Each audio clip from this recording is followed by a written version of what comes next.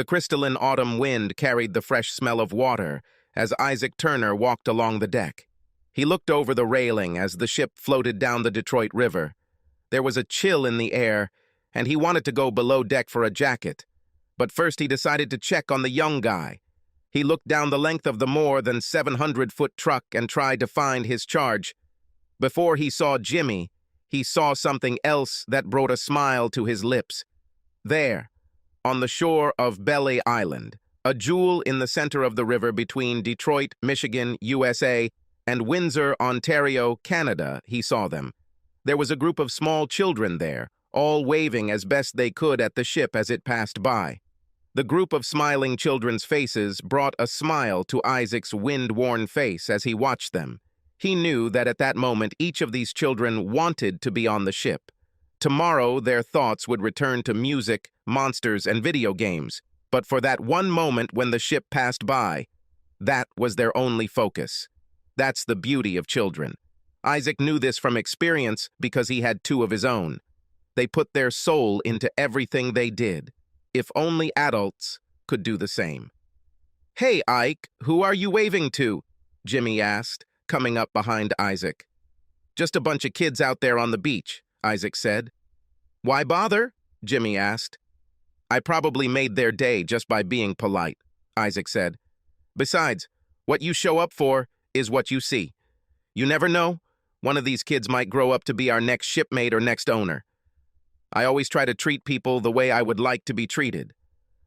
Me. The bad things you do usually come back to you. Good things, too."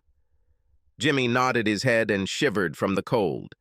It was really cool today, even for late October in Michigan. But at least there was no snow. Michigan had all 4 seasons. The weather in the state is also subject to sudden and violent changes. There was an old saying in Michigan, "If you don't like the weather, just wait 10 minutes and it will change." The ship on which they both worked as sailors was called Bill Maitland. His identification and vessel number was DQS-1. It was 729 feet long, 75 feet wide, and 38 feet high. The ship carried iron ore to ports in Michigan and Wisconsin. At this moment, in fact, there were almost 26,000 tons of pellets in its belly that would soon become cars and trucks. "Damn, it's cold in here," Jimmy snapped. This was his 3rd trip on the ship, and he was used to it. Sometimes he liked to show off his knowledge of things on the ship so that the old people wouldn't think he was still green. "If I didn't know better, I'd swear the weight of—" The rest of Jimmy's sentence was cut off so quickly by Isaac's hand over his mouth that Jimmy felt like he had swallowed the rest of the sentence. "Shut up, boy," Isaac hissed angrily. "You never mention her anywhere near the lakes. Especially don't talk about it in October and November. Do you understand me?" Isaac looked so intensely into Jimmy's eyes that he felt afraid. Jimmy knew that sailors, or navigators, as they were now called, because there were very few ships now, were indeed very superstitious people. These superstitions seemed to increase on the Great Lakes. But despite all the new technology and modern equipment, Jimmy did not expect that anyone really believed in all these old stories. Maybe it's just a generational difference. Isaac was about 50 and Jimmy was 24, more than a generation apart. They had virtually no common life experiences that could unite them. In fact, the only thing they had in common was that they were both sailors on DQS-1. Otherwise, their lives were completely different. When Jimmy met a new woman at every port, his friend Isaac had been married to the same woman, Tina, for longer than Jimmy had been alive. Their relationship was often turbulent, and there were many occasions when Jimmy had to calm Isaac down. Almost everyone on the ship knew about Isaac and his wife's battles. This is why Jimmy did not see himself in the role of settling the relationship until he left the sea. Maintaining a stable relationship is simply too difficult when you spend weeks apart. Isaac claimed that they stayed together because they loved each other. But Jimmy, having listened to the couple's almost constant battles, often wondered what love had to do with it. Isaac also adhered to many of the superstitious practices that had long been part of maritime folklore. Jimmy, on the other hand, was not religious or superstitious. He did not believe in anything that he could not see, feel, or taste. Even most of the things he could hear could be explained scientifically. One of his favorite shows to watch whenever he could on the internet was Ghostbusters, which showed that many things that people thought were supernatural were actually very easily explained. So Jimmy just laughed internally at his friend's absolute fear at the mention of the witch. Witch, thought Jimmy. Witch, witch, witch. Fuck the witch, Jimmy said, very quietly, as Isaac walked away. Although Jimmy's words were almost wordless and too quiet to be heard by human ears, they still echoed through the water of the river and became part of it. Being part of the river, they became part of Lake Huron, into which it flows. Jimmy's words were carried across the St. Mary's River and Sioux Loch to Lake Superior. Lake Superior, by surface area, is the largest freshwater lake in the world. Henry Wadsworth Longfellow and Gordon Lightfoot wrote about Gitchagumia, meaning big water. Whatever you call it, Lake Superior is big and scary. In the depths of the lake there are places where the water freezes most of the year. Local superstitions stated that lakes and their sisters were all living things with spirits and personalities. There were legends surrounding the lakes of their abilities. In Jimmy's case, the problem wasn't the 10,000-year-old lake. The problem was something much younger, but at the same time, much older. Deep in the center of the lake, in one of the coldest parts of it, in an area called the Lake Ice Mansions, waves of Jimmy's words caressed his body. Simply touching the water, saturated with words, was enough. The creature began to move, and its eyes opened, a strangely icy blue color. The thin hand waved, and the wind along the surface of the lake rose, creating a whirlpool that pierced the depths of the lake. The rapidly rotating current did not go unnoticed by Superior herself. In a voice as deep and watery as the ocean, Superior said, "Go back to sleep, little sister. Your time has not come yet."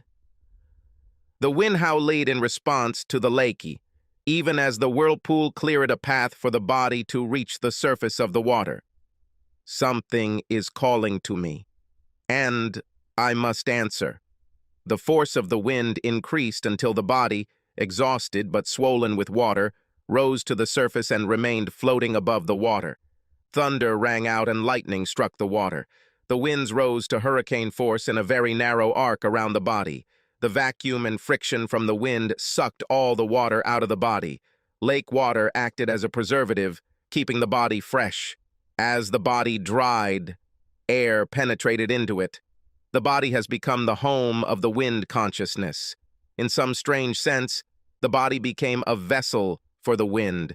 This allowed the wind to interact with beings and objects on the mortal plane while remaining connected to the ethereal plane on which she and her cousins, the lake spirits, existed. Wind and lakes could always influence people, places, and things on both planes, but they had no knowledge of the results nor motivation for their actions on this one. Her sister Superior often sank ships and killed many without realizing it. The body, whose consciousness was now that of the wind, smiled as it thought about it. She shook her head vigorously, so much so that if she were still human, her neck would be crushed. Her eyes sparkled with unnatural fire and purpose. She still had thoughts in her head that belonged to the original consciousness that this body contained. This man had been dead for over 30 years in human time. She was surprised that she could still remember the man's name. It was November. The people, those fragile, useless little creatures, called her the November Witch. They knew her only from the storms she brought, awakening every year at this time. They knew so little. For the past 31 years, she has had her purpose among them. It's surprising that no one has figured it out yet. November looked around her and felt herself being drawn towards the shore. The call came from outside, beyond Gitche-Gumee, where the waters of Huron flowed. She felt this call very strongly and what it promised. But first, she needed a snack. Fuck the witch, really. Clifford Darden slid out from under the back of his 2008 Mustang GT. He was doing some work on the car's suspension. He needed stiffer upper and lower control arms to keep the rear of the pony car from bouncing every time he hit a pothole. The car had a lot of power, but it was difficult to transfer all of it to the road. He wondered why the hell Ford still refused to give the car independent rear suspension. Heck, most of them already come with a limited center differential, so why the hell do they still use a rear axle that is essentially a beam with a wheel on each end? Realistically, he didn't care. He loved his car so much that the imperfections of its design seemed to him more characteristic features than flaws. Cliff didn't know a single perfect person. What made him step out from under the car was the sound of another car outside his garage. He knew that most likely it was the arrival of his wife, Ramona. He dried his hands and climbed into the house, only to see an attractive blonde walk up the stairs and head straight into the bathroom adjacent to their bedroom. She's been doing this a lot lately. It seemed like she needed a shower every damn night as soon as she got home. He wondered what she did at her job as a receptionist that was so tiring that she had to shower as soon as she got home. This is not what he signed up for when he married her. He didn't even understand why she needed to work at all. His six-figure salary was more than enough to support both of them. Ramona's job didn't pay her nearly enough to pay for the clothes he bought her for work. He repeatedly sat down and showed her that in terms of saving money for them, it would be more economical for her to quit her job. The cost of the clothes she needed for work, in addition to her regular clothes, plus the wear and tear on her car and gas costs, were much more than she made. When you factor in the lunches she ate every day at her favorite restaurant, they were losing money on her job. He respected her desire to work and maintain a semblance of economic independence, but this was too much. They had been married for a little less than 2 years, and were already starting to fall apart in bed. They went from having almost weekly sex to where it seemed like she was now only giving him merciful sex once a week. Even that wasn't enough because it seemed like she was just coasting along. Cliff loved Ramona. He immediately fell in love with her just by looking at her. His heart was laid at her feet for her to do with him as she pleased. While Cliff wasn't a troll, he wasn't Romeo either. He expected her to crush his heart and walk away laughing. At least he expected her to give him a gentle and polite refusal and go look for some handsome guy. He was pleasantly surprised when she responded to his interest and affection with visible signs of her own affection. Their courtship was short but intense. They got engaged after just 3 months, got married after 6, and practically went through with divorce 2 years later. This caused him great pain. Lately, Cliff has been getting more affection from his car than from Ramona. He'll probably be ready to confront her in a few days. Somehow, this has to end. Of course, he suspected that she was having an affair at work. He did all the usual things, including hiring a private investigator. The man was supposed to report to him in just a few days. But then what? What will he do if it turns out that she is dating another man? The macho approach would be to immediately throw this bitch out into the cold, throw it on her graceful ass. Maybe he should even become more macho and beat her and whoever she's sleeping with. That would be the John Wayne way to do it. The problem is that he was not John Wayne. Cliff didn't tolerate any nonsense from anyone, but that was real life. He loved Ramona so much that he couldn't imagine life without her, even after just 2 years. He was torn, but he knew that in the end, his only hope was that if he confronted her and played her bluff, she would agree to break up with another man. Spending nights cuddling with Ramona, even when she claimed she was too tired to do anything else, was still better than being alone and better than being with someone else. On the one hand, he wished that Ramona could love him the way he loved her. On the other hand, he wished with all his soul that they would never meet. In any case, this will all end soon. He shrugged and went back to finish working on his car. Ramona Darden stood in the shower after sex at the home she shared with her now husband. She quickly wiped every inch of her body. She thought back to the last 4 hours she'd spent this morning in a motel room, across town, with 3 guys she didn't know.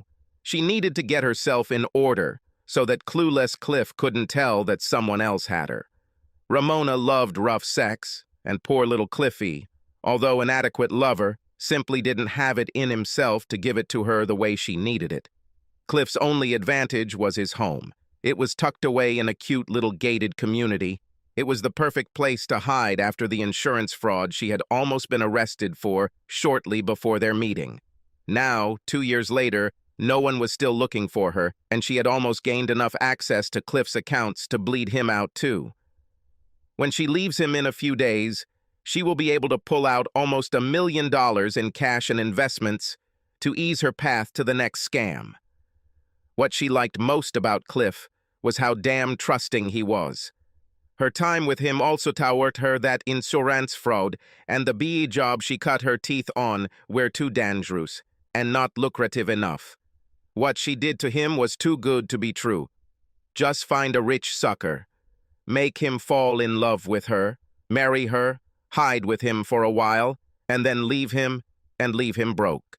It was simply too easy. Her long, thick blonde hair and large, innocent-looking blue eyes made men go stupid towards her. Her big breasts and round ass made everyone eager for her to shit on them. What neither of them knew was that the fire between her legs burned so intensely that she would still pay them to take what they wanted from her.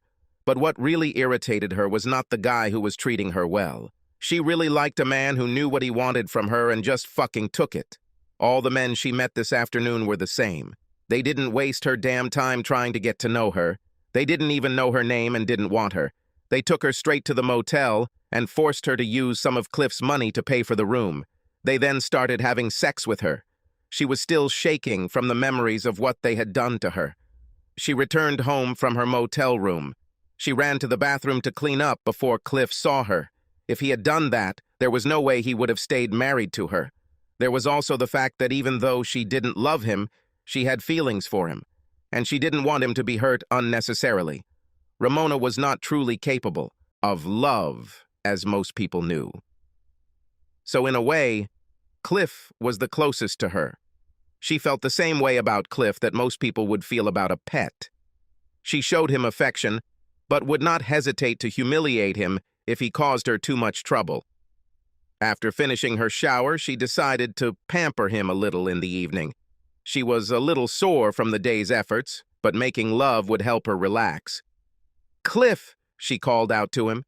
She came down the stairs, covered only with a towel, her hair wet and wet. She looked around the house and didn't see him. Where the hell was he? After looking around the house, she realized that she would miss this place. Cliff spent both money and time to ensure her comfort and happiness in the huge ranch house. She truly felt at home. She had never owned a home before, at least not her own. She looked at the photographs scattered on the tables and walls. There were many photos of her and Cliff in different places around the world.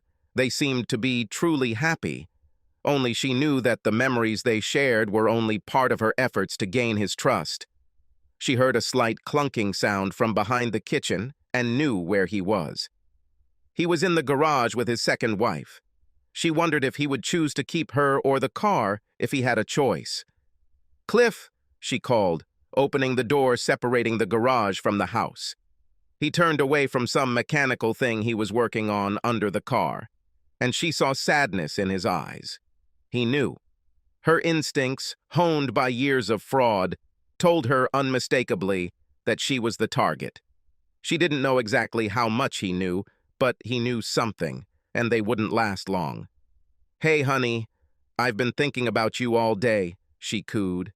"It's been a few days since I'm a little tired," he said, looking back at his car. Now she knew the extent of his knowledge. The pain she saw on his face was jealousy. He suspected that she was mocking him. He'll probably ask someone to follow her.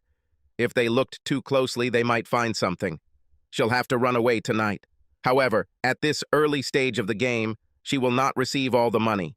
She will have to be content with a few $100,000. Luckily, her backup puppy will be home tonight. He was a sailor and could probably take her away if she pressured him. She'd already had sex with him on that huge ship he shouldn't have taken her on. "But baby, you don't want to," she began. She really wanted to try and save it if possible. Her best chance of getting all the money was to convince him to put up with her crap for a few more weeks. Honestly, she didn't want to admit it, but she really wasn't ready for her time with Cliff to end. Yes, he was ignorant, but he loved her unconditionally. She had never had this happen before either. She'll probably miss it more than home. An expression of regret and pain appeared on her face as if he had caused her great pain. Her performance was so good that she could see that he was starting to give up. Perhaps this time she would even let him take control of her. Everyone else she slept with just took it. So, why not give it to her husband? She almost laughed at that. She walked toward him and let her towel open a little. And then it happened. His cell phone rang. He looked at her apologetically and said, "I have to accept this." Ramona knew Cliff like the back of her hand. She taught him so well that he usually told her everything. If he had a business call, he would not hesitate to discuss it in her presence. But he didn't want to answer that call with her gift. This could only mean one of two possibilities. First of all, he didn't want her to know about it. And secondly, it was directly related to her. Of course, it might have been a surprise that he planned this for her, but it was better to be safe than sorry. She had to assume that he knew about her, and this phone call was not good news for her. She tiptoed towards him, although he turned away from her and covered the phone. She kissed him lightly on the cheek and left the room. She made a big show of closing the door silently behind her and then dropped the pan into the kitchen. The sound echoed throughout the house. She knew he would think she was preparing something to eat. Then she quickly returned to the door, which she had not closed completely, and listened. She heard him talking about photographs and videos. She couldn't make out the entire conversation, but after hearing his point of view, she knew her instincts were right. She returned to the kitchen and made herself a sandwich. When Cliff approached her, she smiled and asked if he wanted something to eat too. "Maybe when I get back," he said. "I need to talk to you about something too, okay?" She nodded her head and smiled. "I like talking to you, honey," she said. "I'll be waiting." Her smile was so bright, and the look she gave him told him that she would do anything for him. He left the house. He got into his Mustang and took off from the garage. Damn it. She wished he drove a different car. She would take him with her in a heartbeat. Before he reached the end of the block, she got dressed and grabbed several of his credit cards, which she hid. He, like many other people, used the same ATM pin on all of his cards. This will make it easier for her to dry them. She put the cards in her purse and then opened the safe. He usually kept between $10,000 and $20,000 in cash there for emergencies. He also had a couple of CDs that could be easily traded. She maxed out all the credit cards, getting cash, and then cashed out the CDs in her next city. She would probably come out of this with about $100,000. It wasn't chicken feed, but she didn't have access to major bank accounts yet. She planned to pretend that she bought him a very expensive car for his birthday. She had already spoken to the man who handled their bank accounts. She was going to make the idiot think she was buying Cliff a Ferrari. This would kill two birds with one stone.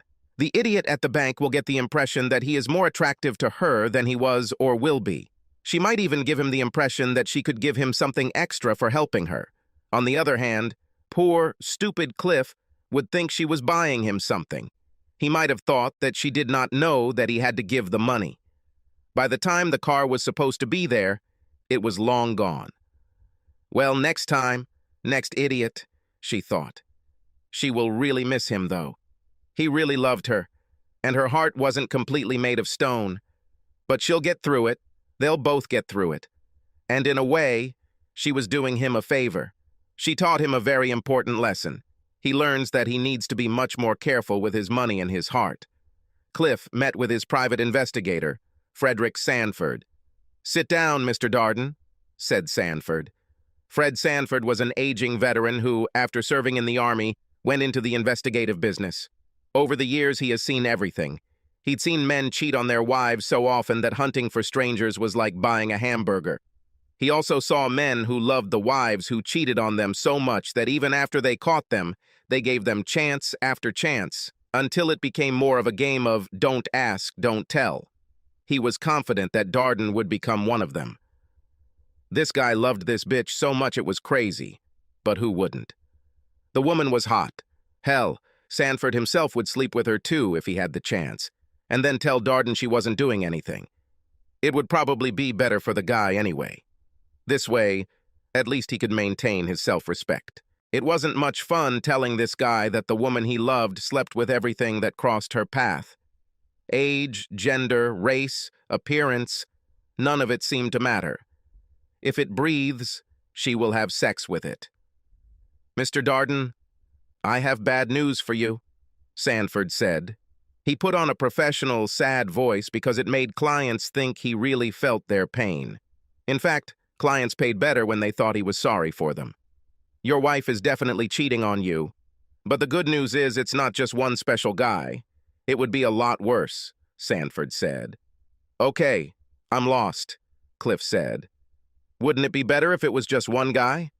God damn it, a lot worse, Sanford said. If she sleeps with one guy all the time, there are feelings involved. She probably loves him, or even very much. If you put her back against the wall, she might even leave you for him. But if it's multiple guys, then she probably loves you but needs more sex or more excitement or something like that. These things are easy to fix. You might even save your marriage. Then maybe her sex drive is just a lot higher than yours, and instead of hurting your feelings, she just goes out to get what she needs and then comes home to you. How does she treat you when you are together? Asked Sanford. Well, she treats me well, Cliff said. He began to see it completely differently than he had previously thought. Perhaps things are not so simple. She just seems to come alive when I walk into the room. So that's it, Sanford said. Take this folder. Go home and show her the pictures and videos. Scare her. Make her think you want a divorce and get some counseling to help you get over it. Cliff's mood improved significantly as he headed home. Jimmy fell asleep in his bunk to get some sleep after helping the rest of the crew unload most of the cargo. It was hard physical work and very tiring. He had already taken a nap before he called Melissa, his woman in town. She was several years older than him, but she was so sells that it didn't matter. Jimmy also knew that she was married, and he didn't care about that either. He slept with her, not her husband, so it was her husband's business. Even though there was a large crane that lifted most of the cargo, Jimmy and other crew members, as well as trucks from the pier, put in hours of extremely hard work to unload the ship. They moved 13,000 tons of pellets and loaded almost the same weight of uncoated castings. Both the pellets and the rest of the castings will travel to Wisconsin with the ship. They'll be heading to Wisconsin first thing in the morning, so Jimmy will only have the chance to meet Melissa for one night. On the way back, he will stay for 3 days, so maybe they will even have a real date of some kind. But tonight will only be about relieving tension. Jimmy, there's some kind of screen waiting for you, Carl Jones shouted. Carl was another crew member. He had only been aboard the ship a few weeks longer than Jimmy. Carl had a reputation for being cunning. Most of the crew had already decided that he was a pretty normal guy until you trusted him with something you didn't want to lose. Carl also seemed very willing to break any rule he thought he could get around. Do you want me to bring her to your room? Carl shouted. Hell no, Jimmy said. The captain is on shore. What he doesn't know won't hurt him, Carl jokes. Okay, bring her here, Jimmy yawned. 10 minutes later, Ramona, whom Jimmy knew as Melissa, was having sex with him. Ramona was still sore from the men she met at the motel earlier, but did her best to make Jimmy think she was hotter than ever. What Jimmy did to her actually hurt, but she had long ago learned that moans of pain and moans of pleasure sounded very similar, and most men could only perceive what they wanted to hear. He truly believed that she missed him so much that she was waiting for him on the dock when she really needed him to persuade him to take her to Wisconsin that night, or early the next morning. It was clear to her that Cliff would most likely send the police and his private investigator after her because of the stolen money.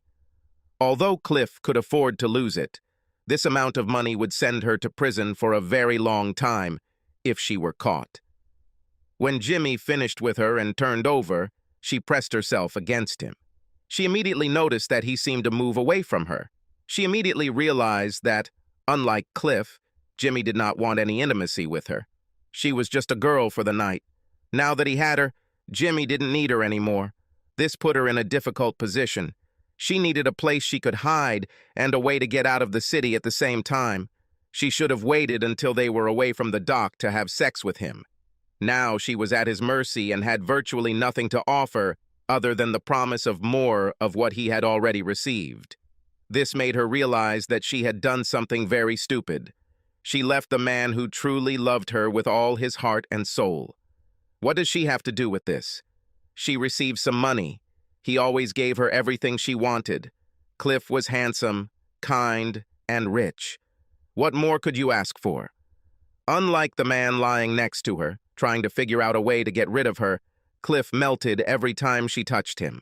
She will soon turn 30. She tried to avoid running and hiding from the law for most of her life. Isn't it time for her to get real and give herself all the things that everyone else has? It was too late to change anything, but it was time for her to find her own life and stop stealing pieces from others. "Jimmy, I missed you so much," she lied. Jimmy yawned and looked at his watch. "We better get dressed, honey," he said. "I wouldn't want to be late." "Darling," she thought. "The bastard probably doesn't even remember the name I gave him. It's funny that I don't remember myself." "What's my name, Jimmy?" she asked. He began. She hissed angrily. "Melissa," he answered quickly. "I haven't forgotten. I'm just used to calling you darling." "Jimmy, can I stay with you? I don't want to be away from you for long," she asked, making her voice sound innocent and needy. "I'll see what I can arrange," he said. "You'll have to be very quiet and careful because I could get into serious trouble if we get caught. I don't know how you'll be able to wash yourself or even go to the toilet." "Don't worry about it, Jimmy," she said. "I just want to be with you, okay?" Ramona planned to do what she always did. On a ship full of men, she shouldn't have had any problems. She would seduce some of them into helping her keep the secret and sleep with the rest. They would reach Wisconsin in less than 3 days, even as slowly as the big ship moved, so all she needed was a chance and a place to hide. Jimmy also had his own plans. He liked the idea of having as many girls as he wanted over the next few days. Moreover, he knew that Ramona's husband was rich. If he was nice to her, maybe she could get him a job in something else. Unlike Ike, Jimmy wasn't going to be loading and unloading that ship for the rest of his damn life. "Okay, honey, we'll try. Why don't you pack your things and bring them here? Meet me in 3 hours at the same place where you were waiting for me earlier," he said. "You won't regret it, Jimmy," she whispered enthusiastically. 3 hours was just right. She had already visited the bank and transferred as much money as possible from Cliff's account. Now she just needed to hit as many ATMs as possible until she reached her limit. Add to that the cash she took out and the time deposit accounts, and she was in very good shape. There was a thought in her head. Maybe it's not necessary. He loves you very much. He will forgive you and you can be happy together. She dismissed the thought. It just wasn't her style. She has been running, sneaking, and deceiving people most of her life. Why change now? She wasn't even sure she knew how to live differently. Jimmy walked into a dingy beach bar called Sea Hands. When it came to gambling on the shore, he liked 4 things: drinking, playing games, fighting, and sex. He had already had a drink, so he was looking for an opportunity to do the other 3. He looked around the room and saw a couple of guys playing pool, a few more playing darts, and a few gathered in front of a shabby TV watching a Red Wings game. He was surprised that Detroit, being such a big sports city, had such a diverse sports team as neither New York nor any city in California. The Red Wings were probably the best team in the NHL. The Tigers faced the Rangers in the ALCS to determine who would advance to the World Championship Series. The Lions are off to a surprising start to the year with a 4-0 record. They have won 8 straight regular season games since last year, and 12 in a row if preseason games are included. Michigan and Michigan State played football this weekend. Everywhere you looked, there was big sports action. Only the Pistons sucked. Sea Hands was not a bar that catered to an upscale clientele. The wood was old, the furniture was worn out, the floor was scratched, and there was no food served, only drinks and snacks. Most of their clients were sailors working on the Great Lakes. No one who came here dressed up because women rarely set foot in this bar. Even when they arrived, they were usually either lost or trying to get their drunken husband home. Even in these 2 situations, they left as quickly as they could. It was as if they felt like they didn't belong here. Maybe that's why it was so strange when a strong gust of wind suddenly threw the door open and left her framed at the entrance, with the moonlight sparkling behind her. The men in the bar exhaled collectively, and a low whisper filled the room. As she moved toward the bar, the men there moved to tables, and some left as she walked through the doorway. No one seemed to be staring at her, but every eye in the room was on her. The wind outside howled as someone tried to close the door against him. Jimmy looked at her. He didn't look away or try to hide, he just looked straight at her. She was normal, he thought. Her long hair was mousy-colored and stuck to the sides of her head as if she had just stepped out of the rain. But it was a clear evening. Maybe she was washing a boat or a car or something like that. She was extremely thin. There was something crazy in her eyes, he thought. He had never been with such a thin woman. He could tear her in half if he had too much sex with her. The thought that he had, Melissa waiting for him never crossed his mind. The thin woman walked straight towards Jimmy. She tilted her head to the side and looked at him strangely. Then she smiled at him. Her clothes looked like they had seen better days. They also seemed very old-fashioned. Even the way her long hair was cut seemed to go back 20 or 30 years or more. She was either very poor or a girl for the night, or both. Now Jimmy had a game he could play. He had a new game in mind. He wanted to see if he could get free sex from a girl for the night. He smiled broadly back at her. He even managed to notice that some of the men around him were crossing themselves. He was always amazed at how superstitious most sailors were. It probably had something to do with the women at the nautical bar. There was also one about women on board the ship, but he had Melissa on the Maitland several times and nothing bad happened. To hell with superstitions. He noticed that what he thought was some kind of necklace was actually several strands of aquatic plants that grow in lakes wrapped around her neck. It was a little strange. She was probably one of those green people with her save the planet bullshit. He reached out and grabbed her hand, dragging her towards the table. He trembled a little when she went with him.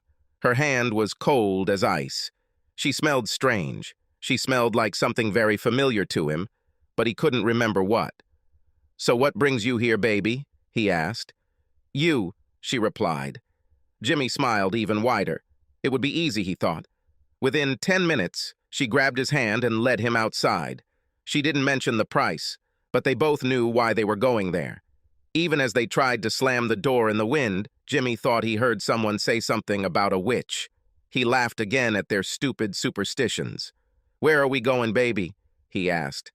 Even after having sex just 2 hours ago, Jimmy was already ready to start again. Variety is the spice of life, he thought. This one didn't have as big breasts as Melissa or as juicy an ass, but he felt like it would change his life. She had that slightly crazy look that all truly wild women have. She held his hand like a vice. It even hurt a little. She pulled him towards the docks as the wind picked up another notch around them. The river was calm just a minute ago, but the waters there began to rush, almost as if there was a storm brewing. The funny thing was that when he looked down the river in both directions, the water seemed calmer and calmer the further away from him it went. It was almost as if a storm or mini-storm was following him. He had heard of strange localized weather patterns and localized storms, but he never expected to see this. She pointed to a small boat that was rocking on the waves.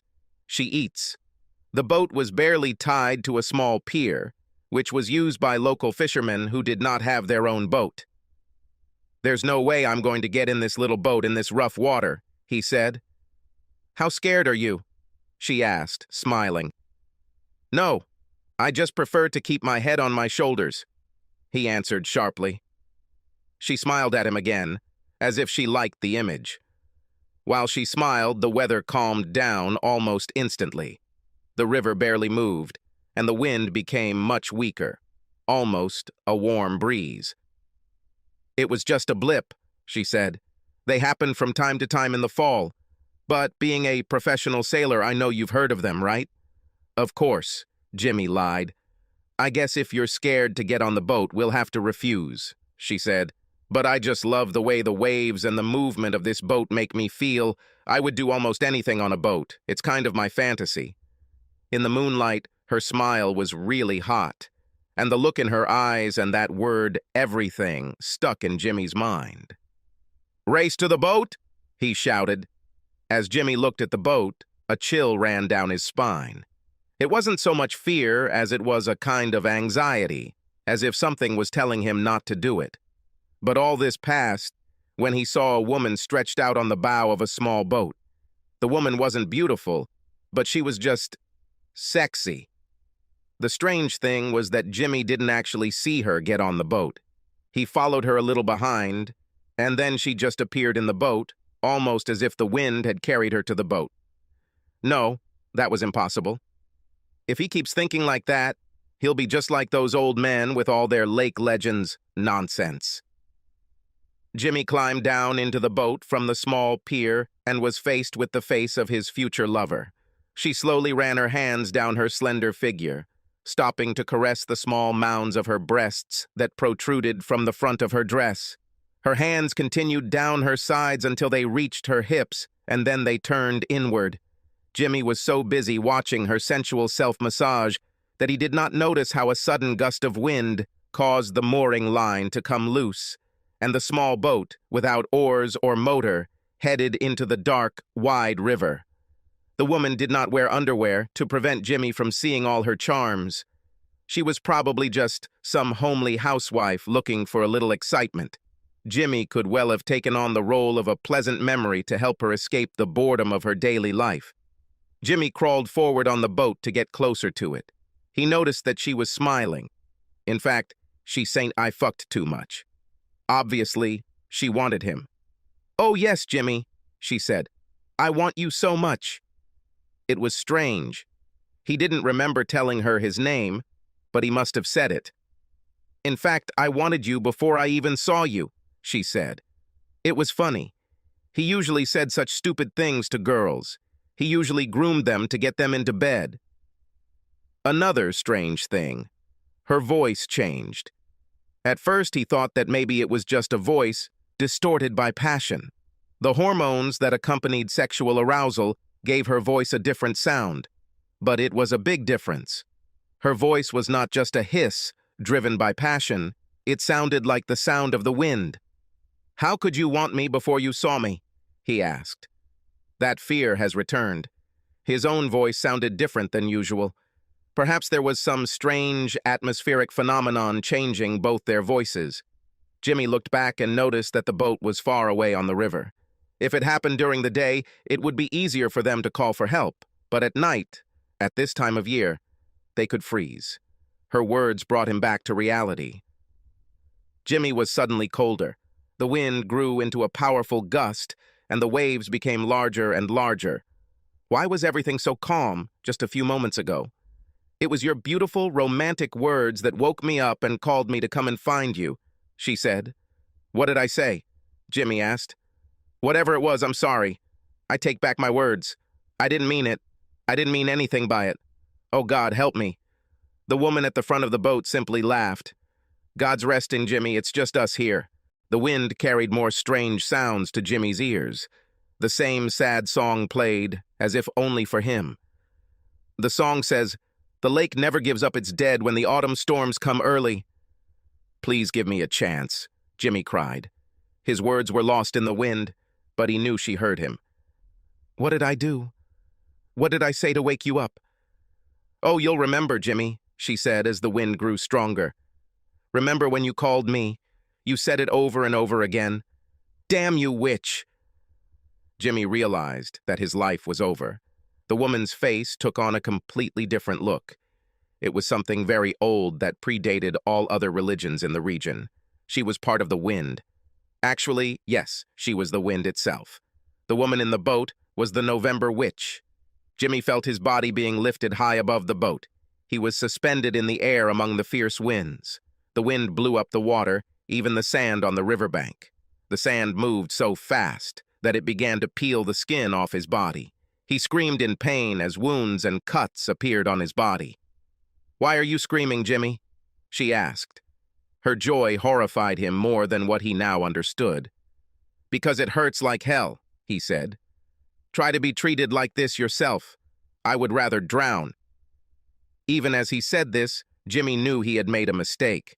Suddenly, the wind died down and Jimmy plunged into the icy waters. Instantly, his cuts began to ache from the water when it touched them, but it was only a moment. The water was so cold that he began to freeze immediately. Jimmy tried to swim but couldn't. Then he felt something grab his ankle underwater.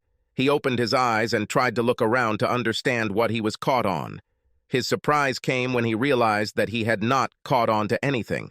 The witch grabbed him by the ankle and dragged him to the bottom of the river. As Jimmy began to lose consciousness, he could barely make out the appearance of the woman holding him underwater.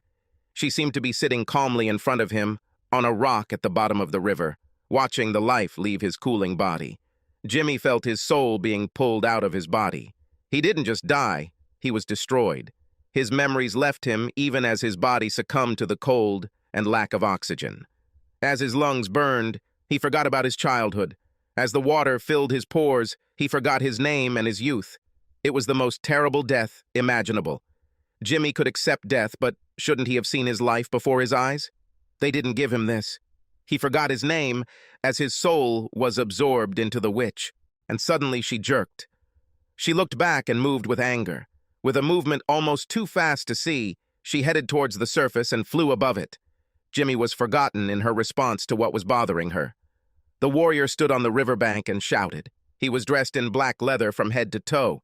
His eyes sparkled in the moonlight as he focused his gaze on the troubled waters. "Gash Gadino Gizis," he shouted again. "Come out and talk to me before I banish you." Suddenly, November broke through the surface of the water and floated in the air, held by the winds. She laughed when she saw the man. "What do you want, little man?" she asked, laughing. "I am very busy."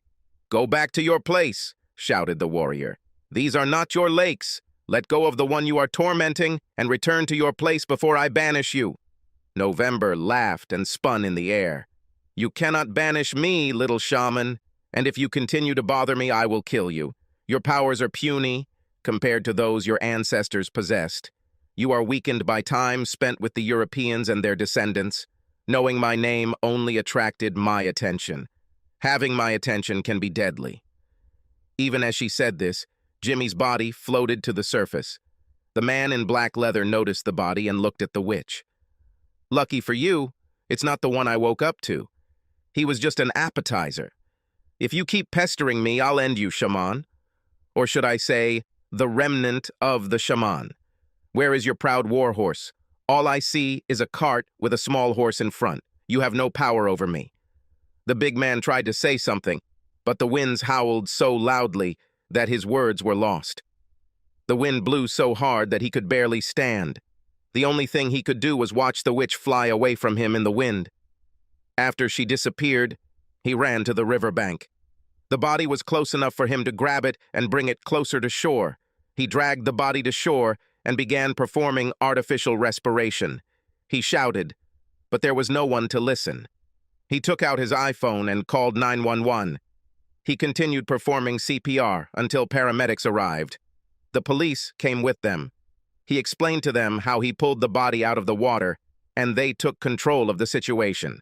He spoke to the police and simply told them that he had gone for a walk and stopped nearby to watch the boats passing on the river. As he approached the water, he saw the body and pulled it ashore. None of the police or paramedics had ever seen such wounds on the body. In addition to almost drowning, there were large cuts on the body that looked like scratches. They wrote down his name and phone number and said they might have questions for him later. Paramedics weren't sure the man would even survive. It appears he had spent too much time without oxygen when he was rescued. Even if he survives, he will likely have brain damage. John Lake shook his head. There was too much going on here. His great-grandfather was a powerful shaman. His grandfather was a powerful drunkard. And his father, who knew? He left shortly after John's mother gave birth to him. His knowledge of old customs and rituals was scanty. He was not a shaman. Damn, he was an engineer. He worked in quality control at Ford's Hamtramck plant. He was out of their league. He dusted off his leather jacket and headed to his car. "Pony cart," she called it. His Mustang GT produced over 450 horsepower, and the symbol on the front of his car was his totem of power. He would be glad to see one of his half-naked ancestors hurrying after him at the same speed. Ramona was waiting for Jimmy at Maitland Pier. He asked to give him 3 hours, but much more passed, and she began to worry. Perhaps Cliff was already home and noticed she was gone. It would be some time before he realized she was gone. She was lucky to have so many clothes that the few outfits she brought with her would not make an impression on her wardrobe. If she's lucky, he might think she was angry and went to stay with a friend until she was ready to talk to him. If she had thought about it, she could have called him and told him so. This might give her a few days to escape. But she threw away the phone he bought her so she couldn't be traced through it. She bought a burner phone, but didn't think calling him with it would be a good idea. Giving him the opportunity to track her was not in her best interest. With Cliff's money, if she doesn't stay in the shadows, he can easily find her. Ramona stirred. Man, it was cold here because of the water. She needed to start thinking about what she would do if Jimmy failed her. She was sure that he would agree to what she wanted. Most guys did whatever she wanted, no questions asked. Maybe she's getting old and losing her charm. A little voice in her head said, "That's even more of a reason why you should have stayed with Cliff. He loved you, fool. You could have been happy and had everything." She shook those thoughts away when she saw the flash of a lighter on the deck of the large ship. "Hello, sailor," she called. He looked at her, and Ramona saw that he was the same guy who had told Jimmy earlier that she was waiting for him. He looked at her and waved, then took a drag from his cigarette and headed towards the gangway.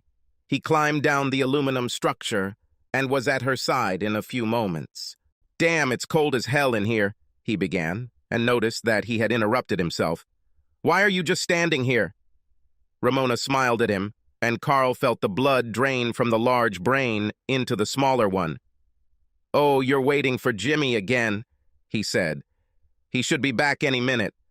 We're leaving at dawn, but that should be plenty of time for you to, you know." He looked back at Ramona. She really was beautiful. "Hey, I probably shouldn't do this, but do you want to wait in Jimmy's cabin? The captain isn't back yet either. He probably won't show up until before we leave. His family lives here in town, and he likes to sleep in your own bed. Even though this ship is huge, we only have 29 people on board, so no one will ever be able to find you in Jimmy's cabin." "Oh, thank you very much," Ramona said. "I'll tell Jimmy how nice you were to me. Maybe we can find some way for me to thank you myself later." Carl loved this idea. He wondered if perhaps she was thinking of thanking him as he thanked her. If so, he was looking forward to it. One strange thing was that she didn't leave her bags in her car. He thought, why didn't she just leave them there? He walked her to Jimmy's cabin and headed off to play cards with the guys on his shift. Cliff Darden was driving fast, probably too fast. The events of the last few hours had left him confused. He let his heart rule his actions rather than his head. The meeting with the private investigator went about as badly as Cliff expected. Then things got worse. Cliff went to the private investigator's office and received the files he was expecting. They contained photographs and videotapes of Ramona in action. The detective warned him not to look at them. He told Cliff it was best to just present them to her as proof that he knew what she was doing. He could use them as leverage to get her to stop. An old private investigator warned him that if he looked at the photos or videos, it would be even harder to repair his marriage. No man wants to watch another guy or guys have sex with his woman if there's nothing wrong with him. That's one of the things that tells you there must be some kind of problem with carousers. Trust me, son, I've been in this business for a long time. I've seen relationships that were much worse than yours, and they not only came back and survived, but came out stronger from it. It may look bad now, but if you're willing to put in the effort, you can do it. Cliff didn't even bother telling the old man that he believed him. No matter what crimes Ramona committed, he was willing to give her a second chance, but only one. That's why he needed photos, videos, and a file. He intended to sit down with her when he got home, give her the file, and then lay out his terms for them to stay together. She knew that the prenuptial agreement they had signed would leave her with next to nothing if they divorced in less than 7 years, and only 2 had passed. The weirdest thing about it was that even if Ramona cheated on him, having her in his life was much better than the alternative. He simply had no choice. He loved her so much that the thought of life without her was painful. If that makes him a coward, so be it. Cliff returned home wondering if she actually had a reason to cheat. Maybe she was addicted to substances or something stupid like that. Maybe it was a gamble. Ramona obviously didn't know how much money they actually had. Oh God, let this be a gamble. He could pay off her debts, send her to counseling, and they could go back to their old happy life. "Ramona!" he shouted as he entered the house. He placed the file on the kitchen table. He had already rehearsed what he was going to say to her in the car on the way home. He was going to tell her to look at the photos, and maybe even the video on file. He was going to tell her that he had already seen them and had no desire to watch them again. No, it sounded better to say that if he saw them again, there would be no way for him not to kick her ass out of the house. No, it sounded like he was hitting a woman. If he saw them again, there would be no way for him to avoid throwing her out of the house. It sounded better. It sounded stern and controlled at the same time, without sounding like he was hitting a woman. The only thing wrong with his plan was that Ramona wasn't home. He called her several times and walked around the house, but she was not there. He sat down at the kitchen table with the files in front of him and pretended to be angry. Half an hour later, he looked at the clock. Almost midnight. Ramona had never been missing for so long before. He tried to call her, but her phone went straight to voicemail. Throughout their marriage, Ramona had never been out of the house for more than 9 or 10 hours unless they were together. Something was wrong. He felt it. He tried calling several of her friends, but none of them knew anything about her whereabouts. Cliff didn't know what to do. He sat down and watched TV and then fell asleep in front of it. A few hours later, he woke up and went upstairs to his bedroom. She still hadn't returned, and it was almost 3 in the morning. Then he noticed it. The painting that hid their wall safe was slightly open. He walked up to the painting and noticed that the safe was not locked. The safe was also empty. His first thought was that there had been a home raid or robbery. Maybe they took Ramona hostage. He went downstairs to his office. He opened a program on his computer that allowed him to view video footage from his home security system. They typically used the recordings not only to see if their home had been broken into, but also to see if contractors, workers, or anyone else working for them was stealing from them. The cameras were motion-activated to conserve hard drive space and stored video for 2 weeks. As he stared at the screen, he scrolled back to the last movements in the house before he arrived. The last image he saw was of Ramona leaving the house. She was alone and moving quickly. He scrolled further and saw Ramona removing the contents of the safe and taking a couple of bags containing her clothes and personal items. Tears rolled down Cliff's cheeks. Why is she leaving him? Doesn't she know that he loves her? If she needed money and other things she took, she could have them. She didn't have to leave. Perhaps she thought she had no choice. Maybe she knew that he found out that she was deceiving him. Maybe she thought he was just going to throw her out into the street with nothing. It had to be like this. Cliff needed to find her, but how? Then he remembered the tracking chip in her car.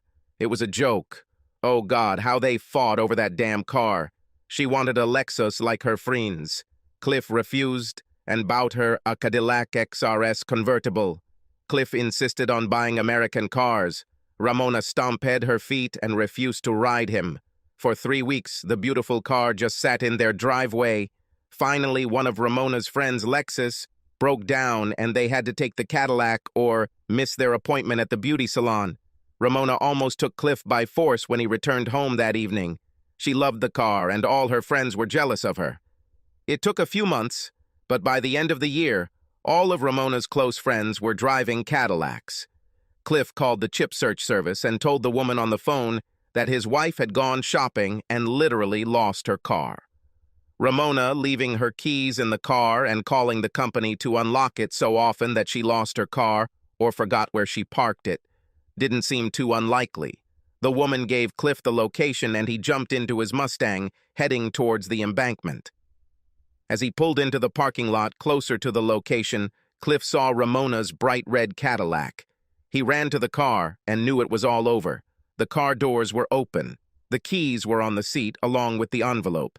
He opened the envelope and read the note. Cliff, don't miss me or be upset. I wish I could tell you I'm sorry or say some kind words to make you feel better. But the truth is that in the end, it would give you a false sense of hope and would only make things harder for you in the long run. It's not because you found out I cheated on you, so don't think that's what it's about. Don't torture yourself trying to figure out what you did wrong and why I stopped loving you. What you need to realize is that our entire marriage was a lie. I never started loving you because I never started. From the moment we first met, you were just a way for me to hide from the police and everyone who was looking for me. When we met, I planned to stay married to you just long enough for the fever to subside a little. I thought it would be 6 months, a year at best. If it's any consolation, you were so loving and just God like a puppy that after the first year I decided to stay longer just to get as much money out of you as possible. Unfortunately, you figured it out before I could. Also, don't worry about cheating, darling. We were never compatible in bed. You are too affectionate for me.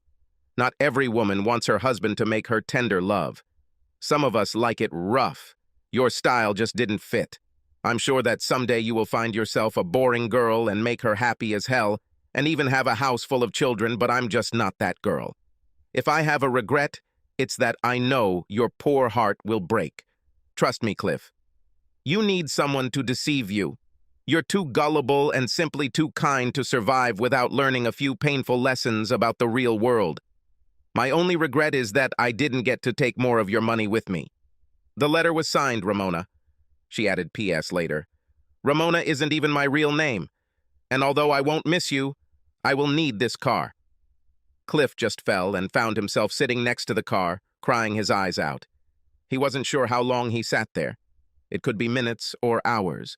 But then things got weird. The first sign that something was wrong was the wind picking up. Cliff didn't care.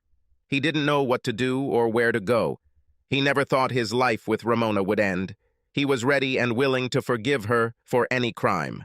The stupidest thing about it was that even after reading the letter, he was still ready.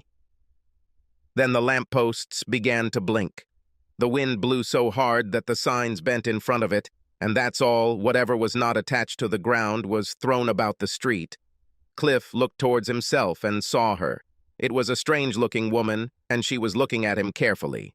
She said something to him, but because of the wind, he could not hear her words. As if sensing his thoughts, she shook her head from side to side, and the wind died down. It had to be a coincidence, Cliff thought. You are a man, said the woman. Cliff simply nodded his head. Hardly, he said quietly. I don't understand, said the woman. I've never serviced a man before. I'm supposed to make life better for someone whose heart was broken by cheating. Oh, sometimes I deal with someone who's just a real asshole for fun. But I don't understand it. You gotta be a woman to feel that kind of pain.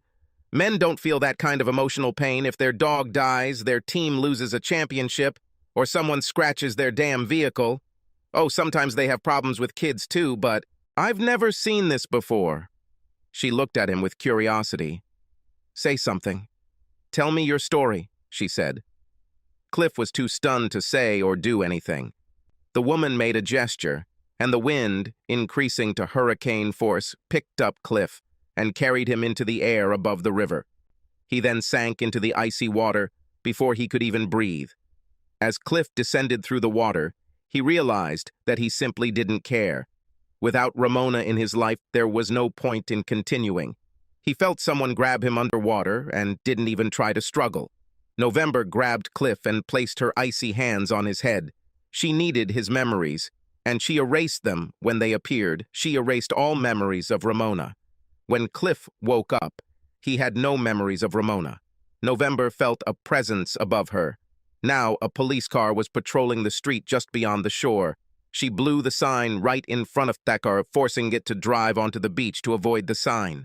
The policewoman got out of the car and saw Cliff struggling to avoid drowning in the icy water. November smiled as the woman entered the water and pulled him to shore, and he would be better now. But she had things to do. Before she began scanning her target, November was suddenly drawn further downriver. As she rose above the water, she noticed that the pull was stronger this time. There he was, the same damn insect that had annoyed her before. Dressed again in black leather, John Lake held an old war mace in his hands. This time he said 2 of her names. That's why the call was stronger. He still couldn't control it, but he was getting smarter. He didn't realize that she now had 2 spirits. One was the wind of the Great Lakes, and the second was what was once human. A great tragedy and the abuse of her power led to her spirit merging with the former owner of this body. November now had to correct a mistake similar to the one her body made every year.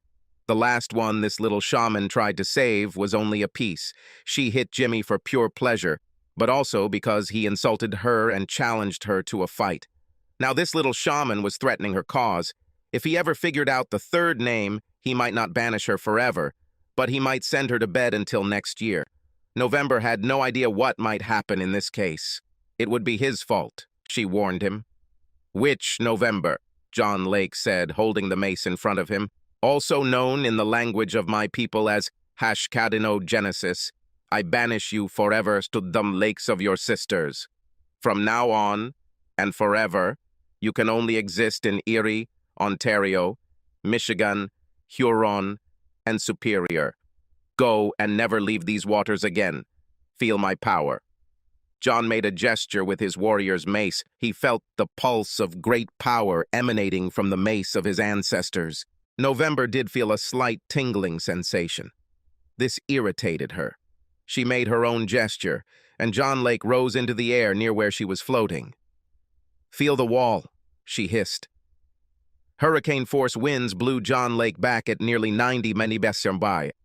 November saved his life at the last moment by turning him in the air to prevent his head from hitting the wall. Even so, he broke 7 ribs, both hips, and his left arm. He stumbled, unconscious, to the ground. November carefully sat down on the grass next to him. She didn't understand why she spared him. There was something about him. She made another gesture, and a gentle, cool wind woke him up. He looked at her in horror. I let you retain the use of your right hand so you could write me a thank you note. She grinned. The next time you try to control me, you will die. But I'm left-handed, John whispered.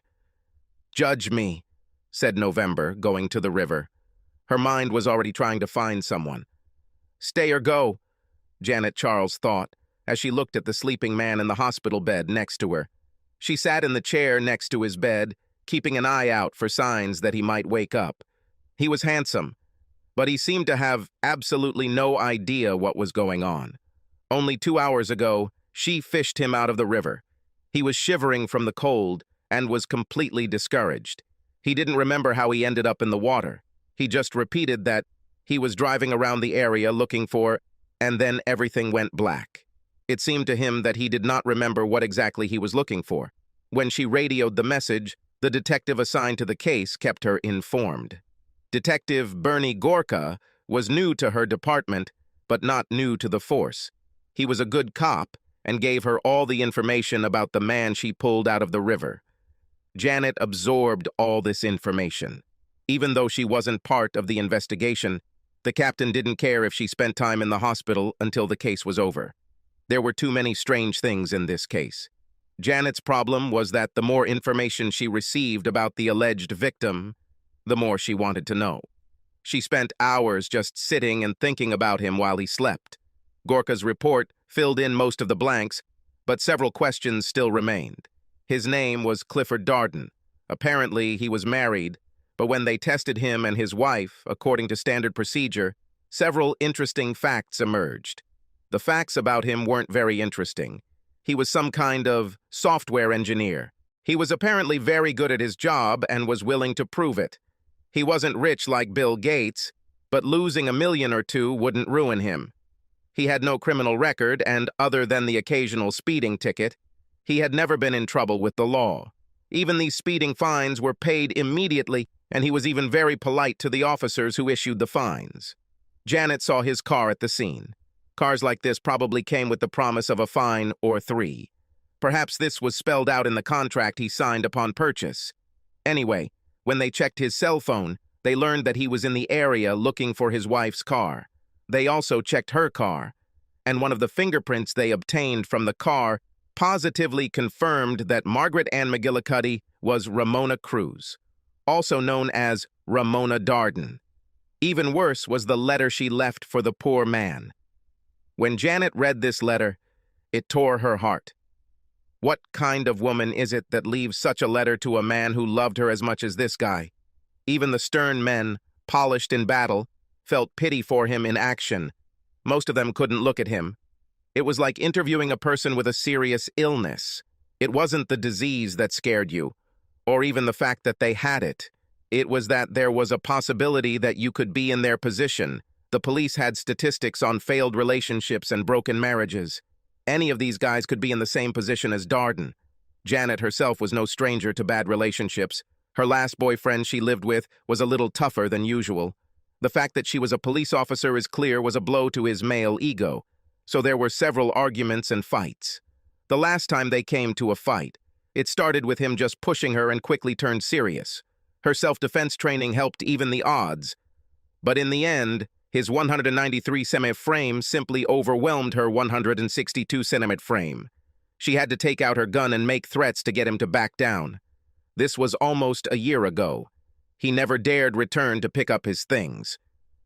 6 months later, she donated all of his clothes and personal belongings to the Salvation Army. Since then, she has been dating free and abstinence by choice. When she looked at herself in the mirror, she simply could not understand why, at 32, she was still not married. She was attractive. She was slim with nice legs and a great ass. Or so she was told. She had short, curly brown hair and beautiful gray eyes.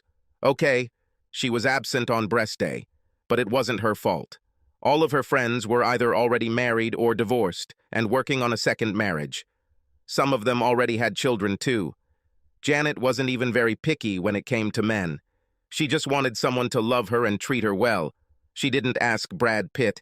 She just wanted a regular, everyday guy who wanted to be with her. "Where I am?" asked the man on the bed next to her. His voice brought Janet out of her thoughts. "Mr. Darden, you are in the hospital," she said. "Remember how you got here?" "Yes," he said. "I was in the river, and a very beautiful policewoman pulled me out of there." Janet's face turned the brightest possible red. "It was you, wasn't it?" he asked. She nodded her head and tried not to smile. "What else do you remember?" she asked. "Do you remember how you got into the water or why? What were you doing on the embankment in general?" "There were almost hurricane-force winds there," he said. "I think I lost my balance and fell into the river. But I don't remember why I was there. Wait, I was looking for something or someone, but I don't remember what."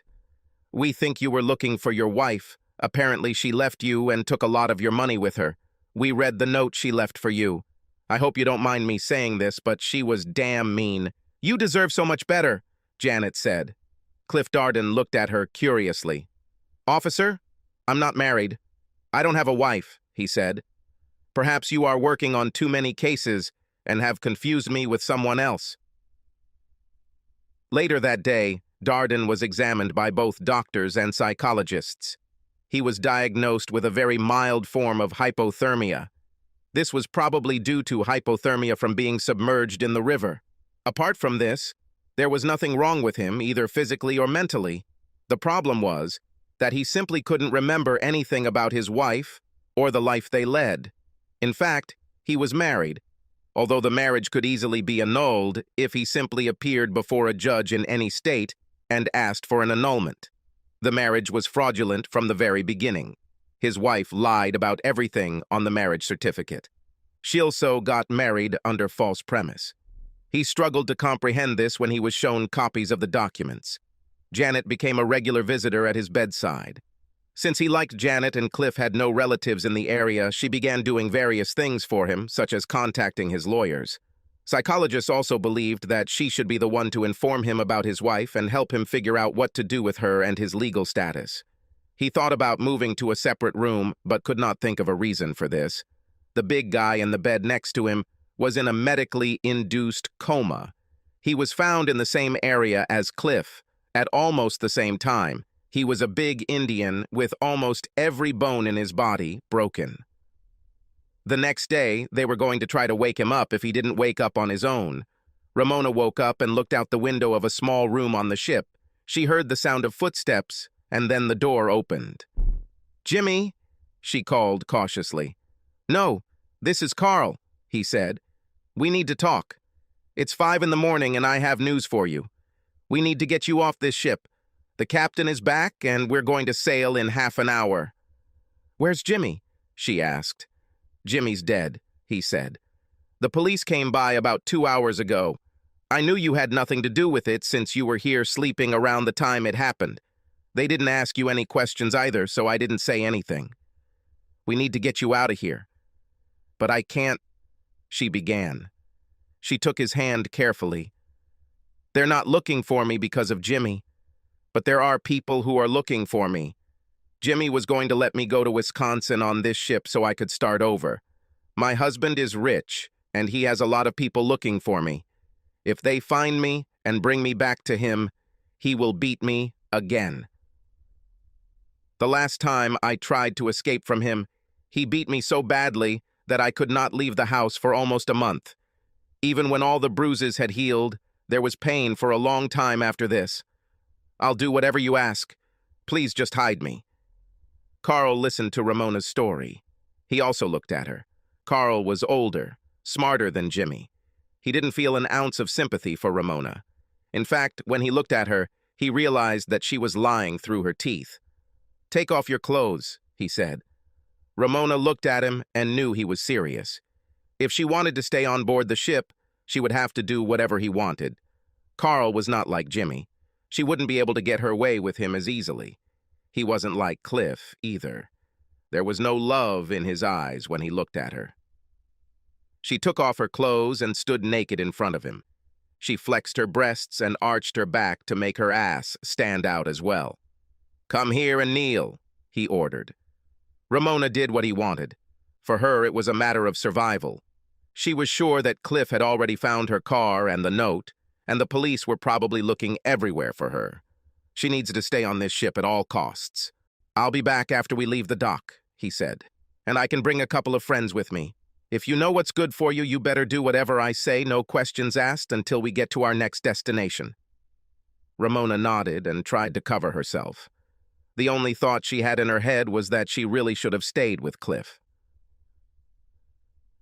John Lake woke up in the hospital. Almost his entire body was bandaged or in a cast. Everything he could think about hurt. It was as if he had been run over by a car. He knew he should be grateful to be alive at all. He talked to his great-grandfather yesterday. The old man gave him a powerful totem. The war club had great power, as it was supposed to, and he used both names for the autumn storm elemental. He used both the Ojibwa version of her name and the name that Great Lakes sailors gave her. This should have worked, but it didn't work. A day has passed, and it is now Halloween. Tonight, the veil between all dimensions was thinner than ever, and all spirits, especially those as ancient and powerful as the wind elemental, were at their most powerful. He missed. His best chance to stop November from doing what she wanted to do was gone. He felt in his bones that the man she had killed the first time, as she had said, was just an appetizer. She wanted to kill someone else, and there was no way he could resist it. Now he realized that he was not a very good shaman. Yes, he drove his Mustang and wore black leather, but when it came down to it, November ate him and threw him away. She did it the same way her sister, Gitchagumi, did with the ships. It was like a line from that shipwreck song. This good ship was a bone to chew when the strong winds of November came early. The only thing that saved him was location and whim. He met a witch on the Detroit River. Her power, although great, was not as powerful as it would have been on one of the Great Lakes. It would be especially strong on Lake Superior. This was another line from a song and also a legend of his people about the Great Lakes. A legend lives from the Chippewa onwards about a great lake they call Gitchagumi. Superior, they said, never gives up his dead when the autumn winds come early. Both the song and the legend of his people said almost the same thing. If November is chasing someone or something, and if he catches them in Lake Superior, there will be casualties. There could probably be a lot of them. John knew that the only other reason he was still alive was because of the witch's whim. The first time they met, she simply smiled and warned him. This time, she could kill him. She even joked about leaving him with one arm to use. John decided to simply pray for the spirits of all the people on the lakes, because there was nothing he could do to save them. There were things here that just didn't add up. November. Witch was the name they gave to early fall storms on the Great Lakes. When and how did she get the body? Why did she need this? John's thoughts were interrupted by the click of high heels on the hospital floor. The woman walked past his bed and approached the man in the bed next to him. She was beautiful. He got lucky. John had been in several relationships, but never with a woman who loved him the way this one apparently loved the guy in the next bed. He tried to sleep, but ended up eavesdropping on their conversation. He knew he shouldn't do this, but damn, he didn't have a TV or radio. They were talking about some woman who hurt a guy. He was supposedly completely in love with her, and she tore his heart out. The man continued to say that he didn't remember her at all. When the woman or the doctor with her showed him the photograph, his face showed no emotion. He just didn't remember her. Even under hypnosis, he could not remember anything about her or ever seeing her. Under hypnosis, however, he described another woman. He described her as thin, with unkempt hair. He also claimed that she floated in the wind and blew him into the river. The psychologist felt that the mixture of drugs used for hypnosis was too strong, and he was describing a dream rather than real life. But John's bones began to grow cold, and terror gripped his heart. He knew the man was telling the truth. When the psychologist left, John saw the woman, who was supposed to be a police officer, arranging blankets around the man as he fell asleep. She shook her head sadly and whispered, "If only." Then she leaned over and kissed him very tenderly on the cheek. As she straightened up, she met John's gaze and realized that he had been awake and had been watching her for some time. Before she could think of anything to say in her near-panic state, John calmed her down. "Don't worry," he said. "I was there. I won't say a word." The woman nodded in gratitude and left the room. John noticed that she had come to see a man again, even if she was not on duty and not wearing a uniform. Ramona laid her head down on the dirty mattress on Jimmy's small bed. At the rate this ship was going, she would probably be dead before they reached Wisconsin. It was Halloween night and the crew was celebrating. For the captain and officers, this meant a small portion of rum and some creepy stories about strange events that happened on the lakes. For the other 20 people, this meant that they took turns coming here and having it. At first they came one at a time, but as they became bolder, they began to come in pairs and trios. A couple of hours passed before Ramona learned the truth. Carl charged his shipmates to have sex with her. He traded it. He made a lot of money from it. At $50 a session, Carl has already earned over $1,000 from her. At this rate, when they got to Wisconsin, he would be much richer, and her body would be too sore to move. The worst part was that he didn't have sex with her after the first time she was with him. When she asked him why he wasn't taking his turns, he just looked at her like she was crazy. "Do you have any idea what diseases I could get with a woman like you?" he asked. "It's just not worth the risk. Plus, the best sex comes from someone who cares about you. Not just some easy sex that any guy is willing to have. Who wants that?" Once again, she was left with one thought that had been tormenting her since she left home yesterday. "I should have stayed with Cliff. That man loved me. We could have done this." She buried the thought. Her whole life was like this. It was too late to change anything. There were only two types of people in the world. There were those who took and those who were taken. When she was younger, one of her favorite bands was the girl group Poison Dollies. Yes, they spelled the title differently than Def Leppard. Either way, they had a song that she based her life on. "Love is for fools," the song sang. She described her entire ideology. The 2 years she spent with Cliff had been a short fantasy, not her life. 2 more men had just appeared and were marching into the room as if they owned it. Damn it, she thought. I'm taking a break. At midnight, November appeared over the waters of Superior. She stretched out her mind, and the wind touched every boat on the lake. The one she was looking for would be here soon. She felt the large boat rise out of the water at almost 15 knots. She had just passed Black Bay on the American side of the lake. She has not yet entered the lake itself. Yes, but she already felt the anger and pain that her goal brought. With just one mental touch of the wind, she increased its strength and coldness. Strong winds on the lake caused the waves to increase. November smiled. As her winds caressed the large ship, she felt the lives of the men on board. Whether the ship would survive that night and whether any of its crew would die depended on them this time. A radio operator on board the Maitland contacted the National Weather Service. His name was Paul Pittman, and he was worried. The waves rose a little. They were a little more excited than he expected, but he had a bad feeling about it. The report he received from the Weather Service predicted warmer temperatures and smaller waves. He radioed a friend on the ship who was somewhere else on Superior.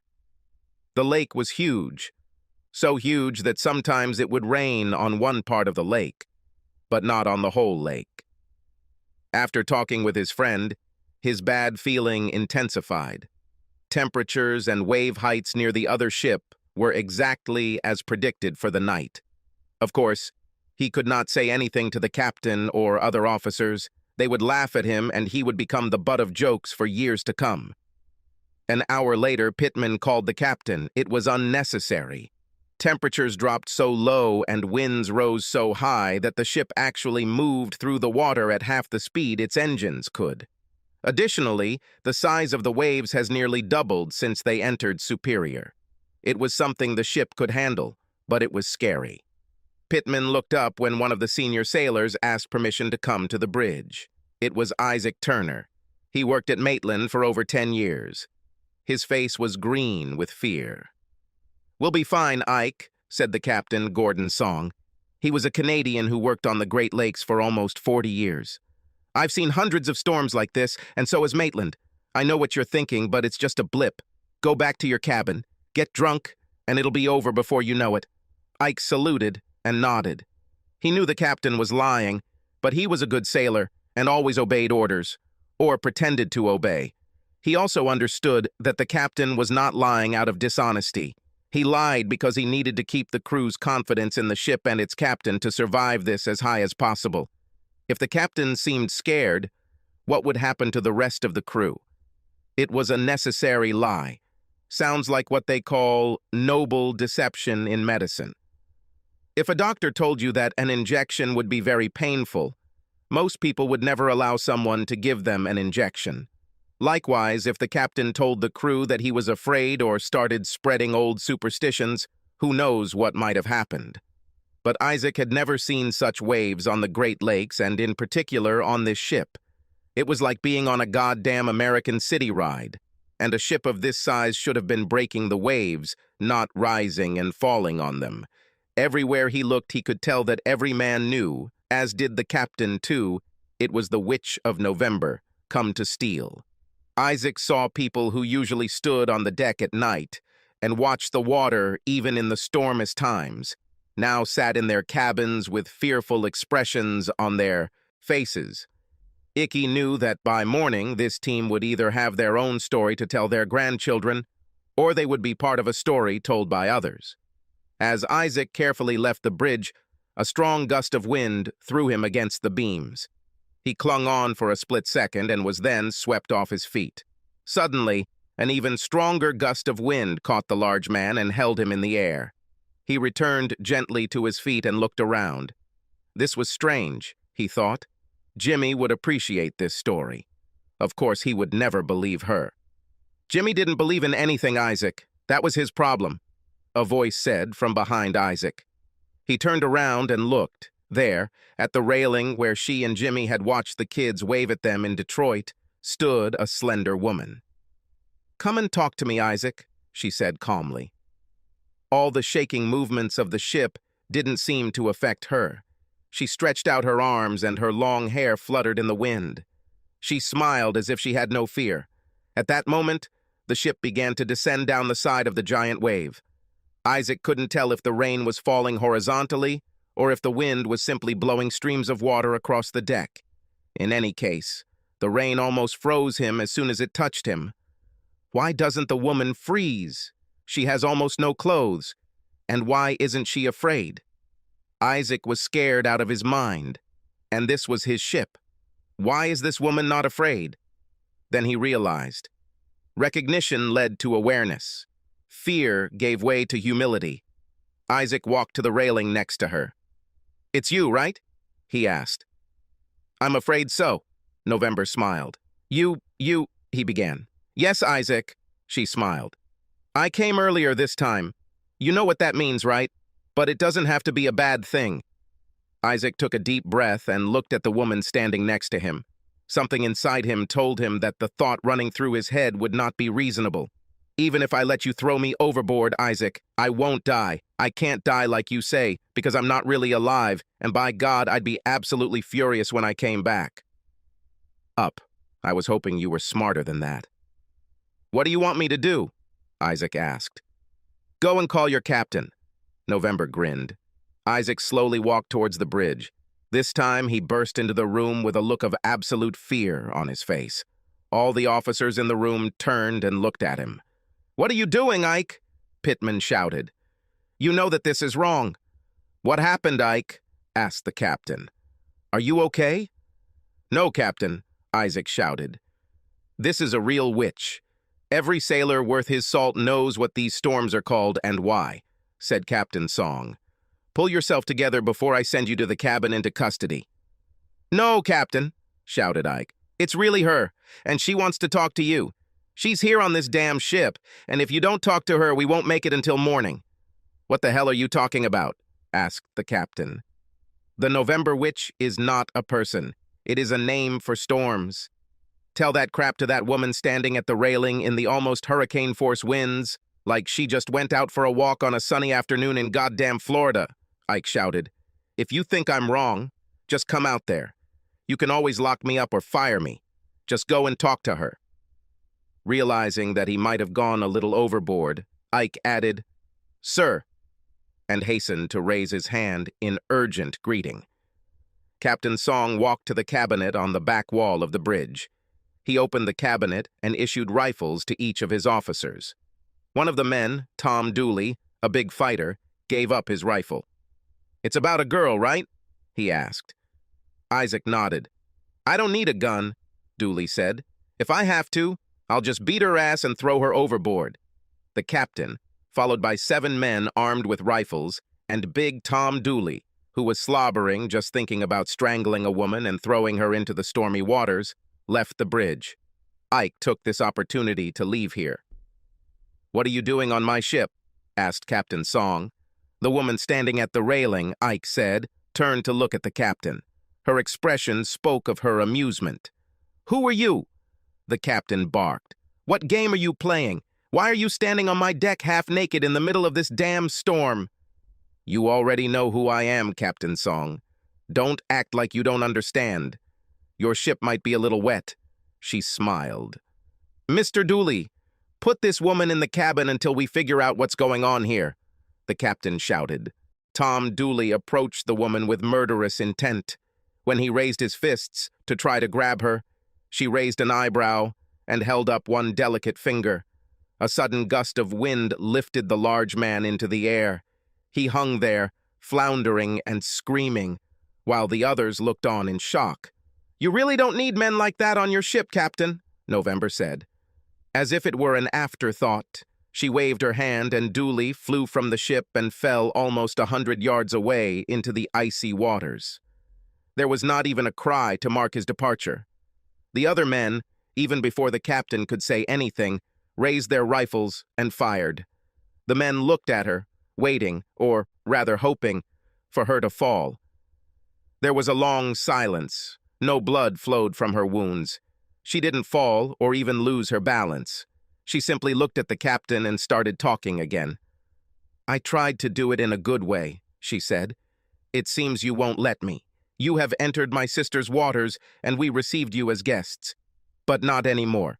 Before this evening is over, Captain, I'll get what I want one way or another. Now we'll do it my way." The woman raised her arms and flew into the air on another of those gusts of wind that the captain suddenly realized she had control over. He, now realizing his mistake, saw the waves become even higher. The waves began to look like mountains of water rising from the lake. He realized that his ship could not survive in such waves. A wave, almost 50 feet high, was heading straight towards him. This wave will be the end for the ship and all the people on it. "What do you want?" the captain asked quietly. Instantly, the spasm of the wave stopped, and the lake became calm. Where the waters had just boiled excitedly at almost Arctic temperatures, the lake calmed down, with a barely perceptible cold wind. "I want that bitch," November said. "Only now I want her for several reasons." She pointed a finger at one of the bullet wounds on her forehead. "Which bitch?" asked the captain. "There are no women on my ship. No offense." "No hard feelings," she said. "Bring your entire crew on deck." Captain Song ordered his officers to go around the entire ship and bring in the crew. There was no need to explain to them what was happening. Most of them already knew, thanks to Ike. There were whispers and cheers as they came out. More than one person covered their mouth when they accidentally mentioned a witch. Most of the brave men hid along the sides as far from November as they could. "Gentlemen," she said, addressing everyone, "sorry to bother you. This is new to me. I'm not used to dealing with people. Usually I just sink your little boats and drown you. So you can all leave here tonight, safe and sound. I have no intention of harming you. If you don't have to. I only want this woman. But hear me, either she leaves or all of you." "There is no woman on my ship," the captain threatened. "I'll give you 10 minutes to make your decisions," November said. The captain gathered with his crew. There was a heated conversation going on there. "I will not die and leave my family without a breadwinner for the sake of some bitch," one sailor shouted. "What bitch?" asked the captain. "The one who's been sleeping with everyone below deck since we left Michigan," another crew member said.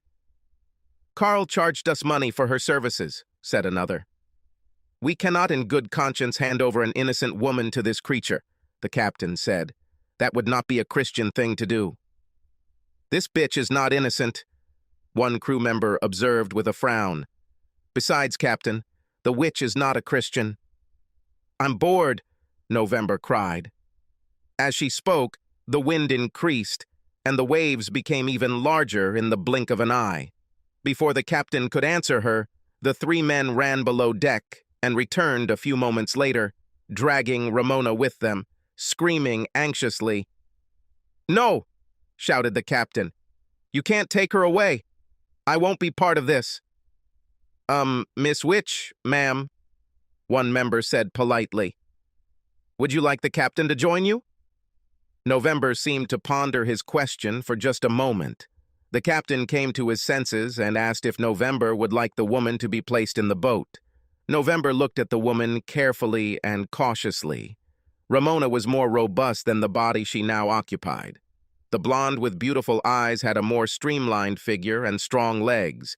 She decided to take her as she was. "I'll take her as she is," November said. Before Ramona could protest, a gust of wind blew her off the deck and into the air. November rose behind her. "For this night and for the rest of this season, no harm will come to this ship anywhere on the lakes.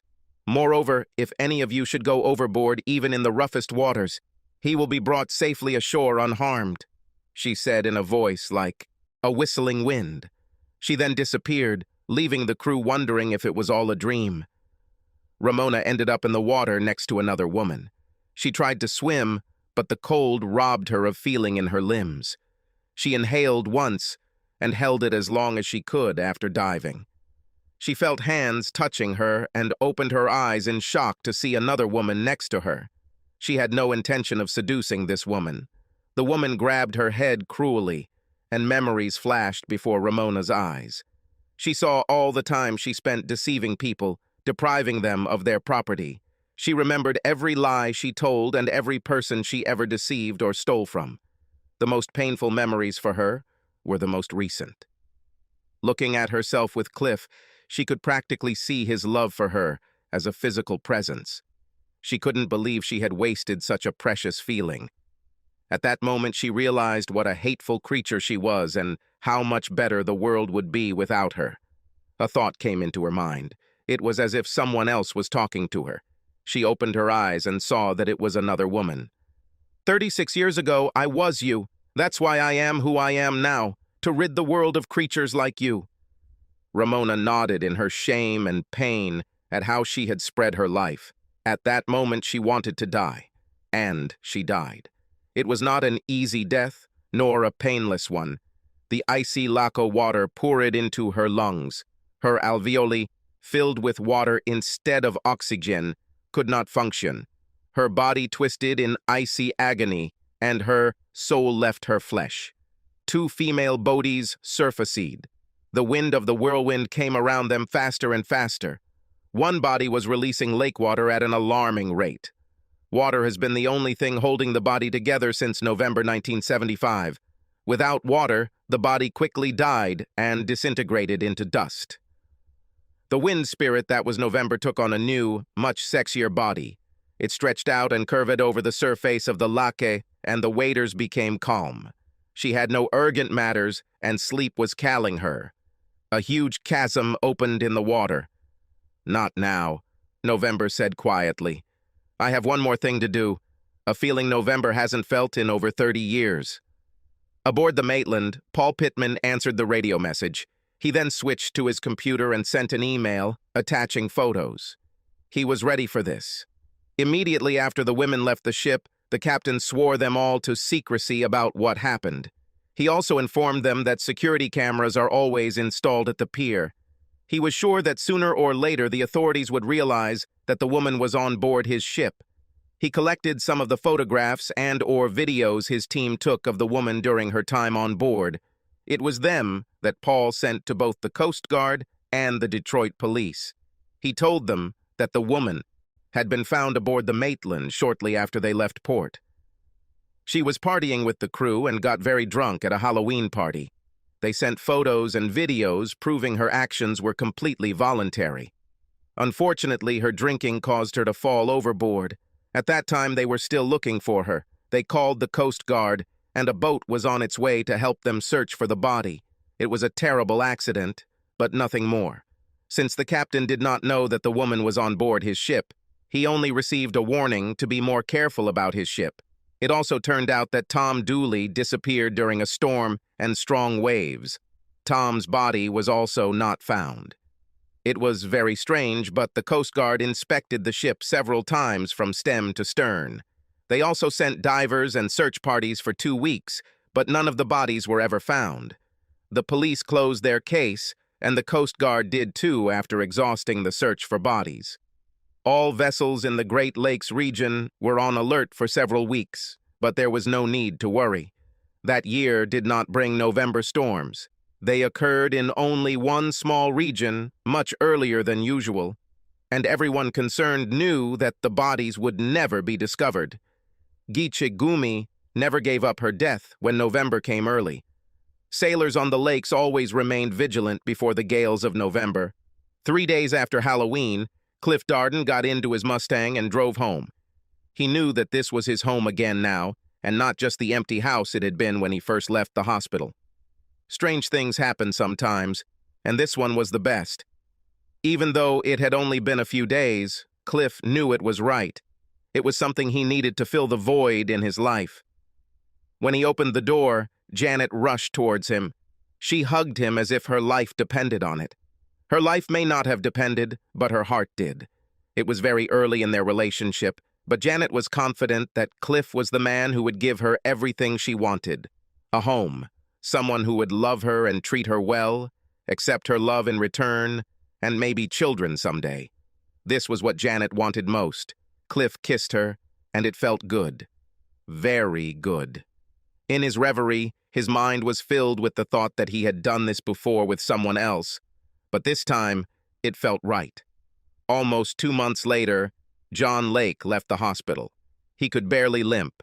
Doctors told him not to exert himself for some time, but he would make a full recovery. He still had several weeks of physical therapy ahead of him, but over the past 7 weeks he had worked hard on his recovery with one goal in mind. The day after Halloween, when the investigation into the mysterious missing memory of his neighbor's wife was closed and the policewoman assigned to his case somehow became his girlfriend, another strange event occurred. A few hours after Cliff and Janet left the hospital, and John was in the grip of another round of pain as his bones began to heal, he had a visitor. At first he thought it was a dream. She was a beautiful blonde with big breasts. She leaned over John and kissed him with her cold lips, and all his pain went away. "We started with what is wrong," she whispered. "I'm sorry I offended you, but you made me angry.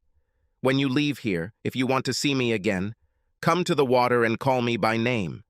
She must have mistaken him for someone else. No woman ever hurt John. Maybe it was a dream. John parked his Mustang and walked out of the hospital. He had to use his credit card to pay for parking because the car had been there for so long.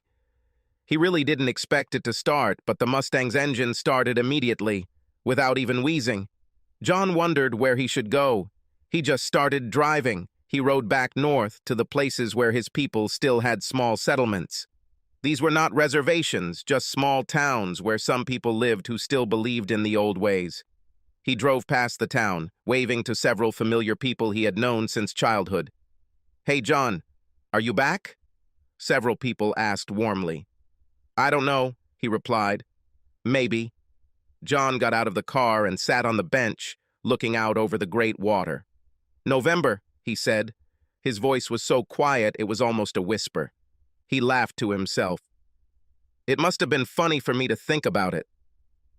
While he was laughing, the water began to swell and a figure jumped out of the water. She landed and walked towards him, her body drying up as she approached. "It took you a long time," she said. "I just got out of the hospital today," he said. "Do you like the new look?" she asked. He nodded his head and took her into his arms. "Just try not to piss me off," he smirked. End. Subscribe to our channel so that your second chaff doesn't cheat on you, and go ahead and listen to the next story, because this story is nothing compared to the next one. If you're under 18, don't even think about listening to the next one. Listening to the next one. Listening to the next one. Listening to the next one. Listening to the next one. Listening to the next one. Listening to the next one. Listening to the next one. Listening to the next one. Listening to the next one. Listening to the next one.